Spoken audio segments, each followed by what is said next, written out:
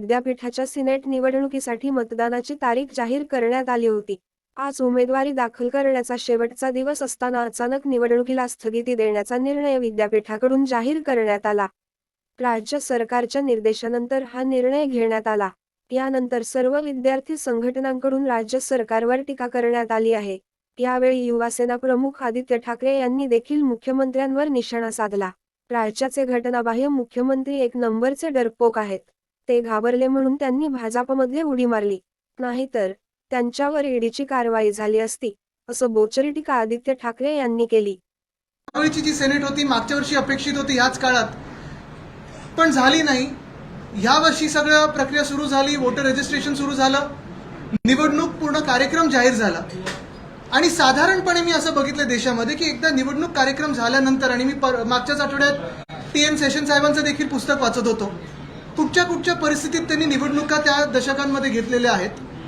आणि आता जर आपण पाहिलं तर निवडणुका जाहीर झाल्यानंतर आम्ही असू, अजून एक दोन संघटना असतील, काही अजून वेगळे उमेदवार असतील, अपक्ष उमेदवार असतील, ह्यांनी ठरवलेलं ही निवडणूक लढवायची। पण झालंय असं की काल हे स्थगिती आल्यानंतर सगळ्यांनाच हा प्रश्न पडलाय की नक्की काय असं घडलं की निवडणूक स्थगित झाली आहे। ह्याच्यात काही गडबड, कुठे गोंधळ झालाय का? जसं मध्यंतरी आपण पाहिलं असेल, बेंगालमध्ये दंगली होतील म्हणून केंद्र सरकारने कितीतरी पथकं वेगळ्या केंद्रीय यंत्रणांच्या पाठवल्या होत्या, मग सेंट्रल फोर्सेस असतील, एजन्सीज असतील, तसं तर वातावरण इथे नाहीये। मणिपूरमध्ये जसं पेटलं वातावरण तसं तिथे वातावरण नाहीये। बरं, आम्ही जे काही पक्ष, संघटना, अपक्ष वगैरे लढत होतो, कुठेही वादविवाद न करता, कुठेही भांडणं न होता, कुठेही मारामारी न होता आम्ही ही निवडणूक लढत होतो। प्रत्येकाचे निवडणुकीचे जे मतदार असतात हे तुम्हाला माहिती असतं। साधारणपणे 1.25 लाख मतदारांनी ह्याच्यात स्वतःला नोंदवून घेतलं होतं। हे सगळे ग्रॅज्युएट मतदार होते। मग नेमकं झालं काय असं की काल रात्री ही बैठक घेतली आणि ही निवडणूक स्थगित झाली?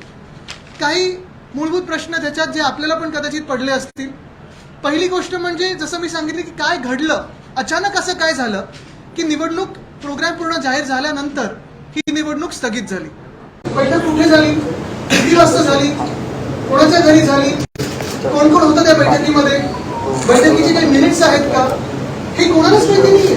त्याच्यात काहीतरी शासन आदेश असा उल्लेख आहे त्याचा, शासन पत्र, पण ह्या पत्रामध्ये देखील, शासन पत्रामध्ये देखील कुठचं पत्र आहे कोणाच माहिती आहे। काल रात्रीपासून जर आपण पाहिलं तर vice chancellor, pro vice chancellor असतील, सगळे जे अधिकारी असतील ते फोन बंद करून बसलेले। मग पुढे हा प्रश्न पडतो की जर ही निवडणूक आज स्थगित झाली असेल तर ही कधी होणार? जर कार्यक्रम एकदा निवडणुकीचा जाहीर झाल्यानंतर देशात कुठचीही निवडणूक रद्द होत असेल तर मुंबई युनिव्हर्सिटीची निवडणूक हे घेऊ शकत नाही निवडणूक अधिकारी। बरं, 1.25 लाख जे वोटर्स आहेत त्यांनी 20-20 रुपये देऊन स्वतःच्या खिशातून जी नोंदणी केलेली आहे, पुन्हा आपण पाहिलं असेल 1.25 लाख झाल्यानंतर ह्या 3 महिन्यामध्ये प्रत्येक वोटरची छाननी केली गेली, व्हेरिफिकेशन केलं गेलं, आणि त्या व्हेरिफिकेशन नंतर जे खोटे मतदार होते किंवा जे काही बोगस वाटत होते, काही कुठे डाऊट्स असतील, कुठे काही प्रॉब्लेम असतील, ते कमी करून साधारणपणे 95,000वरती वोटरची यादी आलेली आहे। म्हणजे ही सगळी प्रक्रिया पूर्ण झालेली आहे। 10 तारखेला निवडणूक होणार होती, आमच्या 10 उमेदवारांनी फॉर्म भरलेले आहेत, मला इतर काही लोकांनी फॉर्म भरले असतील। पण हे सगळं झाल्यानंतर नक्की असं काय घडलं की ही भूमिका घ्यायला नाही? माझं तर मत स्पष्ट आहे, ह्याच्यात 2 गोष्टी असू शकतात। एक म्हणजे आपल्याला माहिती आहे जे आपल्या राज्याचे घटनाबाह्य मुख्यमंत्री आहेत ते एक नंबरचे डरपोक आहेत। डरपोक होते, घाबरत होते म्हणून त्यांनी भाजपमध्ये उडी मारली, नाही तर त्यांच्यावर केंद्रीय यंत्रणांनी त्यांना अटक केली असते, ईडीची कारवाई त्यांच्यावर झाली असते। सगळं जे काही त्यांचं पकडलं होतं ते झाकायला त्यांनी तिथे उडी मारली, मग कुठे सुरतला गेले, गुवाहाटीला गेले, गोव्यात गेले, जे काही झालं ते झालं। पण त्यांचा कुठे दबाव होता का? ते घाबरले का? कारण ते निवडणुकीला घाबरत आहेत। बघा, पुन्हा लोकसभाचं देखील निवडणूक अजून होऊ शकत नाही, स्थानिक स्वराज्य संस्थेच्या निवडणुका अजून होऊ शकत नाही।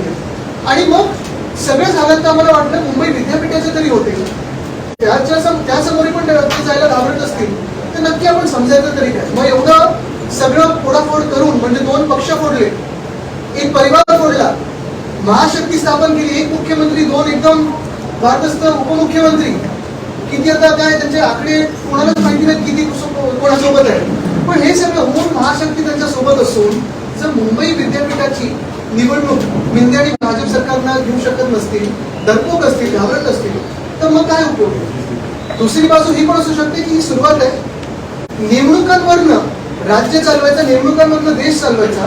कदाचित पुढच्या लोकसभेमध्ये देखील असंही होईल की लोकसभा निवडणुकाचा कार्यक्रम जाहीर होईल आणि मग स्थगित येईल की नाही आता आम्हीच चालू सगळं, निवडणुकीची गरज नाही. कारण पाहताय आपण वेगळ्या राज्यांमध्ये राज्यमत हस्तक्षेप करतच आहेत विरोधी पक्ष, म्हणजे जे आम्ही देशभक्त पक्ष आहोत त्यांच्या राज्यांमध्ये. पण अजूनही पाहायला मिळतंय की जर स्थानिक स्वराज्य संस्थेमध्ये प्रशासक चालवत असतील, घोटाळे करत असतील, मुंबई विद्यापीठामध्ये आपण पाहिलं असेल आत्ताच्या घडीला 11 जे गव्हर्नर्स नॉमिनी असतात ते नोंदवून घेतलेले आहेत, ते रजिस्टर झालेले आहेत, त्यांना नॉमिनेट केलेलं आहे. मराठा टीचर्स कॉन्स्टिट्युएन्सी असते, प्रिन्सिपल कॉन्स्टिट्युएन्सी असते, ह्याच्या निवडणुका झाल्या.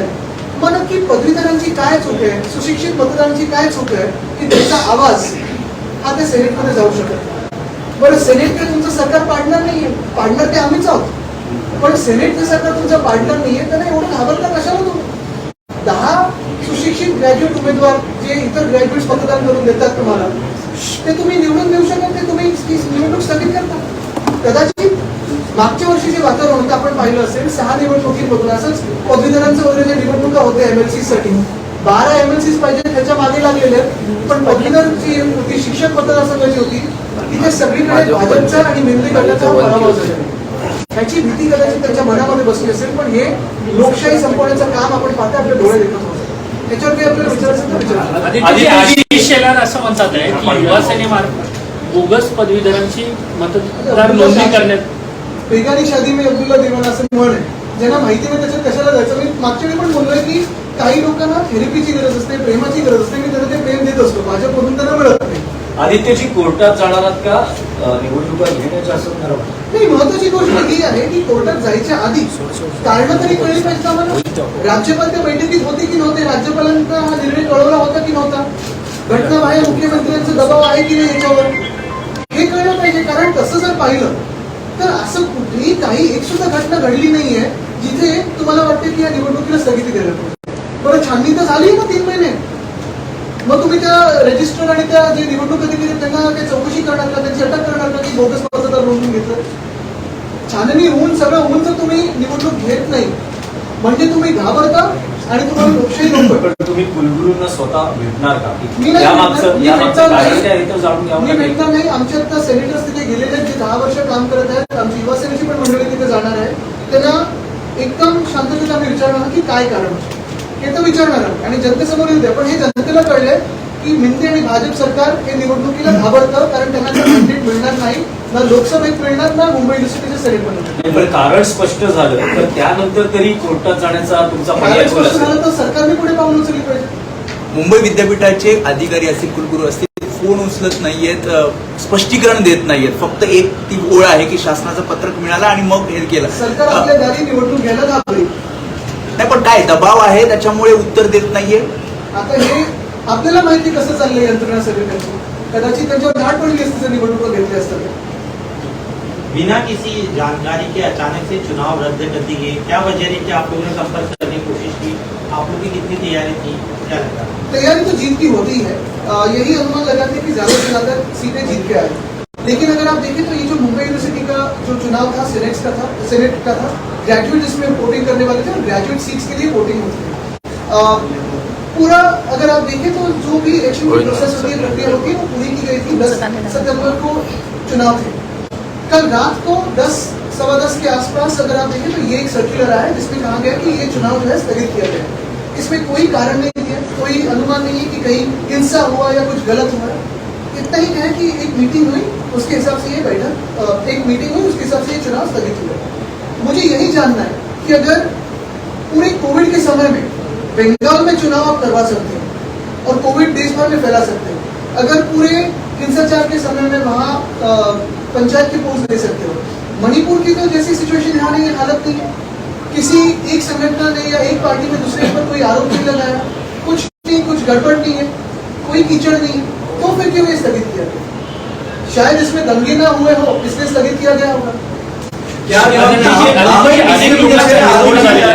अनेक जे विद्यार्थी चळवळीत काम करणारे तरुण असतील, पदवीधर असतील, त्यांचा हिरमोड झालेला आहे. कारण अगदी आज शेवटचा अर्ज दाखल करण्याचा हे आणि अशा पद्धतीने स्थगिती. युवा सेनेची पुढे काय भूमिका राहणार, म्हणजे आक्रमक पद्धतीने काय केलं जाणार? नाही, युवा सेना शिवसेना आम्ही हे सरकार तर पाडायला लागणार नाही. हे लोकशाही विरुद्ध सरकार आहे, देशाची विरुद्ध सरकार आहे. पण ह्या ज्या घटना त्याच्यातून तुम्ही यांची जी मानसिकता आहे ती ओळखून घ्या. जर तुम्ही त्यांना संधी दिली तर उद्या प्रेस पण बंद करतील आणि निवडणुका पण बंद करतील देशभरात. मुद्दा हाच येतो. मी ह्याच्यावर जाणार नाही की कोणाला प्लॅटफॉर्म मिळतो, स्टेज मिळतो. ज्याला लढायचं असतं, पुढे यायचं असतं राजकारणातून, ते कसे येतात, त्यांना ती आपली ताकद असते, इच्छाशक्ती असते. पण ही निवडणूक जे मतदार नोंदवून घेतात, स्वतःला मतदान करतात, त्यांच्या आवाजासाठी असतं. तिथे सेनेटमध्ये पदवीधरांचा आवाज जाण्यासाठी असतं. जर बाकीच्या निवडणुका तुम्ही होऊ दिलेल्या आहेत, मग ही काय? राज्यपाल से आपका आप डेलीगेशन दबाव है मेरा सीएम पर, जैसा कि आप कह रहे थे, दबाव है तो किसका दबाव हो सकता है? क्या उनके दबाव में ये चुनाव कैंसिल कराया गया है?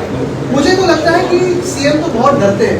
इसलिए तो वो बाहर के गए थे, जहाँ जहाँ गए, वो गुवाहाटी वगैरह जहाँ जाते हैं और अक्सर जाते रहते हैं. क्या करते हैं मुझे पता नहीं, शायद आपको पता होगा. लेकिन यही बात है कि चुनाव लेने से डरते हैं. पुणे के अगर आप देखें तो लोकसभा का जो एक उपचुनाव है वो लेना बाकी है. पिछले साल अगर आप देखें तो पदवीधरों का जो एक चुनाव था वो तो महाविकास आघाड़ी जीत चुकी है.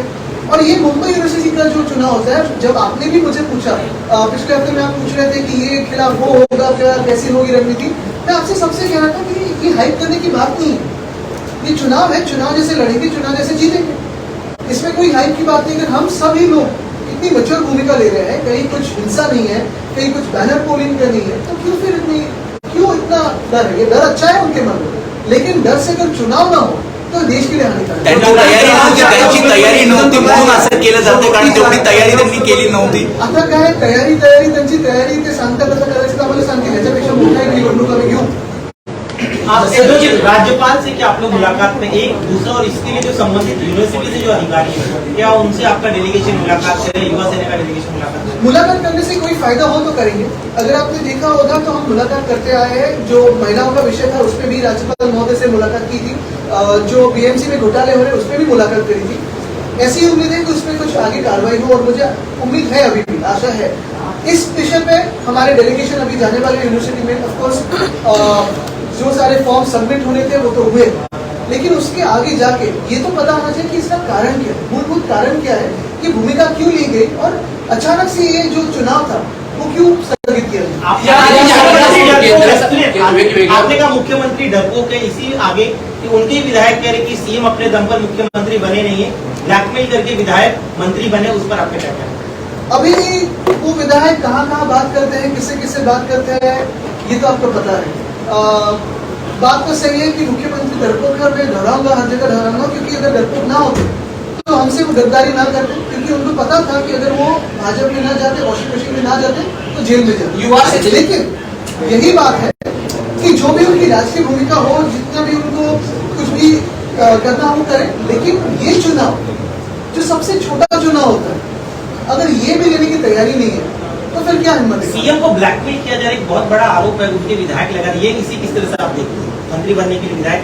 अभी मैंने तो कहा है, परसों भी कहा था कि ये एक्सपेंशन होने वाला नहीं है, और ये सरकार गिरेगी तो बात है. केंद्र सरकारच्या 7 प्रकल्पांमध्ये घोटाळा झाला आहे, त्यावरती कॅबिनेटचा टप्पा ठेवला आहे, त्याची लवकरच चौकशी होणार आहे. काय आपली त्याच्यावर नक्कीच आम्ही सगळे बोलू. पण मला वाटतं आजचा विषय हा आहे, कारण मी कुठेही दुसरं काही बोललो तर ते दुसरीकडे जाईल. महत्वाचा विषय हा आहे, आणि तुम्ही हा विषय लक्षात घ्या. मी परत एकच सांगेन की जर ह्या निवडणुका अशा स्थगित व्हायला लागल्या तर 24ला लोकसभा पण स्थगित होईल. कारण हे ना, लोकसभा असेल, विधानसभा असेल, स्थानिक स्वराज्य संस्था असेल, किंवा मुंबई विद्यापीठाचं असेल, जिथे ह्या पक्षांनी मॅन्डेट आता मिळणार नाही हे त्यांना कळलेलं आहे, तिथे ह्यांना निवडणूक घ्यायचं नाही, नेमणुका करून त्यांना जिंकायचं. छत्रपती शिवाजी महाराजांचा पुन्हा कर्नाटक सरकार, या निवडणुकीत नोंदणी महत्वाची असते असं बोललं जातं. शिंदे गटाची नोंदणी पुरेशी झाली नव्हती म्हणून असं घडलं. हो, पण आता मग जर दुसऱ्या राज्यात कुठे यांची नोंदणी झाली नसेल किंवा उमेदवार दिले असेल तर निवडणूक स्थगित करायच्या नाही. आणि एवढे सगळे दिग्गज म्हणून दिले असतील त्यांनी, जे त्याला वाटतात दिग्गज, मग काय नोंदणी झाली. आप जो कह रहे हैं कि लोकसभा चुनाव, विधानसभा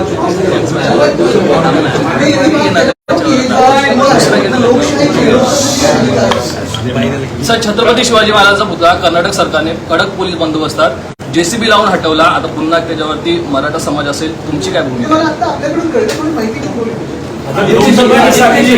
एक अंदाज वर्तवला जातो आहे की आता महाराष्ट्र असेल किंवा कुठेही देशात पहिल्या लोकसभेच्या निवडणुका होतील आणि त्यानंतरच सगळ्या निवडणुका होतील. बरोबर आहे, पण ते किती योग्य आहे?